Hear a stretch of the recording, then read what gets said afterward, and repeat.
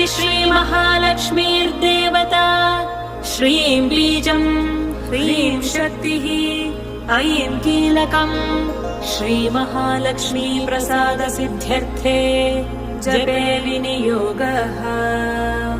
अथ ध्यानम्। हस्तद्वयेन कमले धारयन्तीं स्वलीलया हारनूपुरसंयुक्ताम् लक्ष्मीं देवीं विचिन्तये।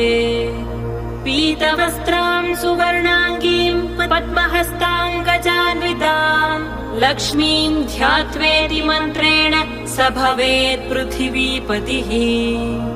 मातुलिङ्गं गदां खेटं पानपात्रं च बिभ्रतीं नागं लिङ्गं च योनिं च बिभ्रतीं चैव मूर्धनि।